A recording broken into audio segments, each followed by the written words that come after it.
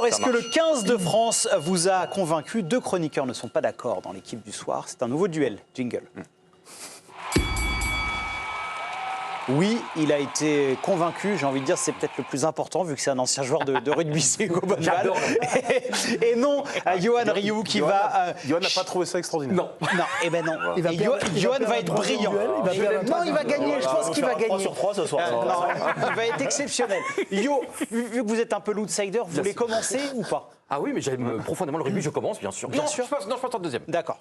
Donc vous commencez. Non, Qu'importe, j'adore. non, Hugo, allez-y, prenez la main et Yohan va vous répondre. Alors, 3 matchs, 3 victoires, 15 points possibles, 15 points pris. Seule équipe encore en lice pour faire le Grand Chelem. 3 compositions d'équipes différentes sur les 3 matchs, avec des blessés à chaque fois. Tu perds encore ton demi d'ouverture la veille au soir. Obligé de réagencer toute ton équipe. Ton arrière passe 10. Ton ailier passe 15 alors qu'il a joué qu'un match à l'arrière au niveau international. Et t'es un tout jeune ailier qui démarre et qui marque. Que dire? Que dire de cette équipe de France qui a pris, je pense, le bon chemin après la défaite au mois de novembre contre l'Afrique du Sud? La réponse de Yohan. Tu parles sur le début du tournoi et très peu du match de cet après-midi. Moi cet après-midi, j'ai trouvé ça ennuyeux, même ennuyant, parce que la situation je trouvais très complexe. En 2 semaines, on va aller à Murrayfield et on a très mal préparé ce match. Entre aujourd'hui la 30e minute et la 72e, on ne marque pas à domicile contre Lille. Pendant plus de 40 minutes, on ne marque pas. On a souffert comme jamais en mêlée, on a souffert, on a eu très peu de fantaisie, très peu de créativité. Et ça a été mieux seulement les dernières minutes. Pourquoi? Parce que l'Italie se retrouvait à 10 avec le carton jaune de Leineg à la 70e. Et l'essai qu'on marque à la 72e, il n'aurait jamais dû être accordé parce qu'il y a une énorme erreur de l'arbitre qui fait oublier un changement. C'est fini, Yo. C'est fini. Les deux ont été vraiment très irrespectueux sur les temps de parole. Mais c'est pas grave. Si le 15 de France vous a convaincu, vous votez pour Hugo. Si au contraire... vous a pas convaincu, vous votez pour Yohan Rioux, c'est sur le compte de l'équipe du soir. Danse avec les stars. J'ai fait Danse avec les stars. Mais oui, vous avez pris combien pour Danse avec les stars? Très cher. Du coup, là, mais je peux aller en vacances régulièrement. J'ai toujours pas fini de dépenser ce que j'avais dit.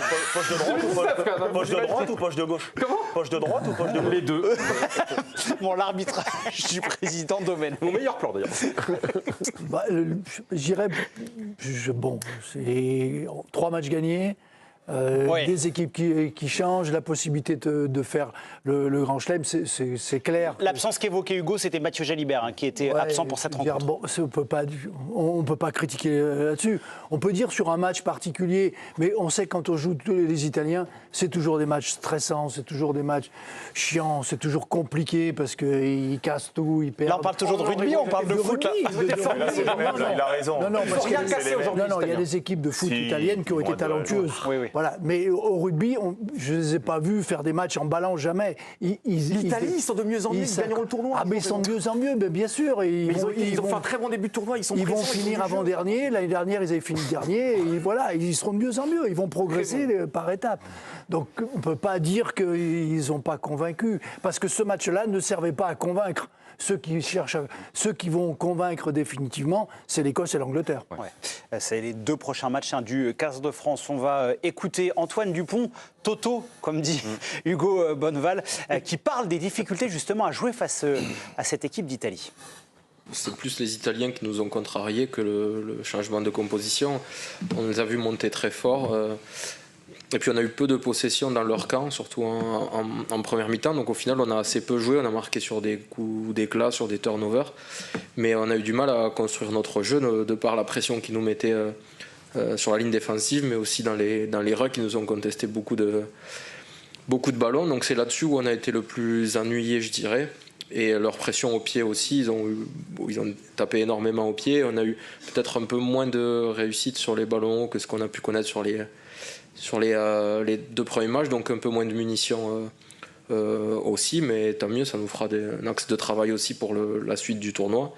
Mais je trouve qu'on a su quand même bien s'adapter et c'est important de pouvoir gagner de différentes manières avec un jeu moins flamboyant aujourd'hui, mais tout aussi efficace au final. Antoine Dupont tout en longueur sur la difficulté. Ah oui, c'est le même gabarit, on a le même mollets, la même vision du jeu. Il a le même régime que toi. L'émission n'est pas la même sans nous. Exactement. Incroyable.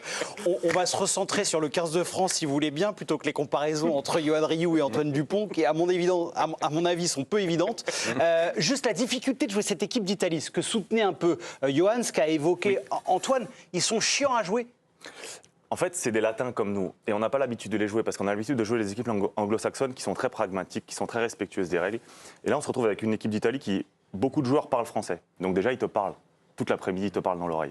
Gonzalo Quesada, qui a été un excellent joueur argentin, qui a entraîné en France, que moi j'ai eu avec le Stade français, il parle très bien français, il connaît notre culture. En fait, on se connaît extrêmement bien avec les Italiens.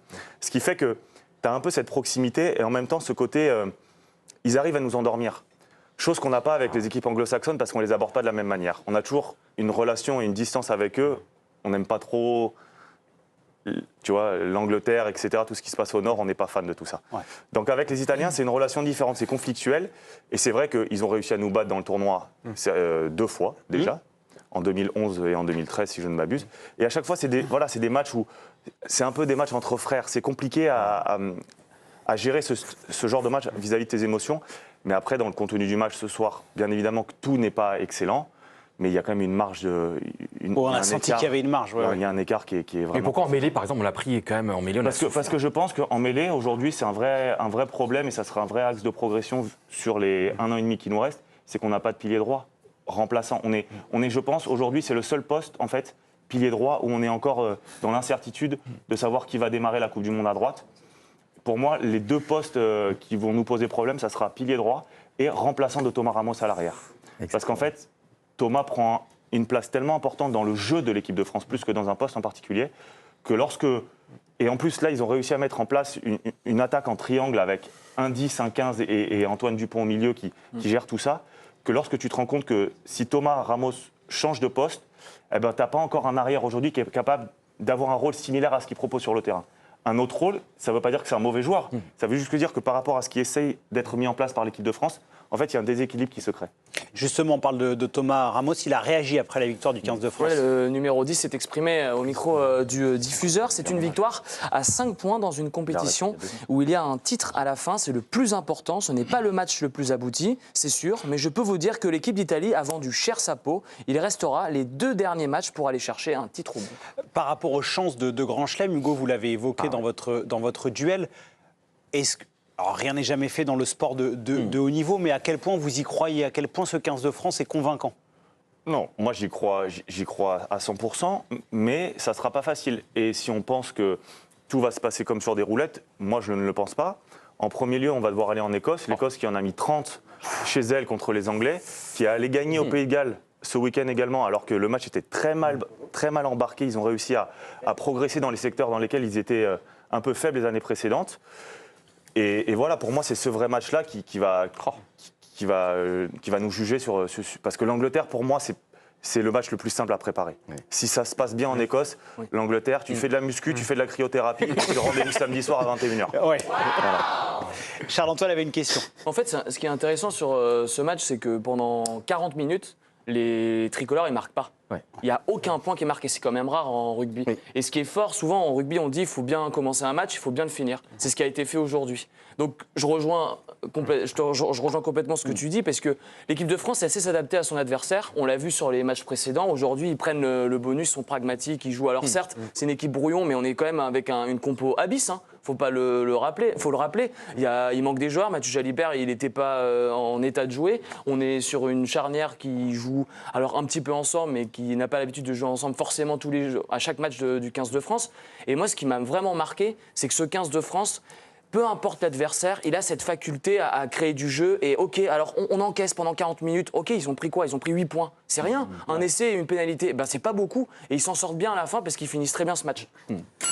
Bravo. Voilà, on termine sur le rugby. Résultat du duel, est-ce que Yoann Rioux va réussir? Troisième défaite. Oh, mais c'est très tant que ça, quand même. Pas mal. Sauf le pas mal. Non, mais il y a un sentiment de progression. Je vous l'accorde, Yoann.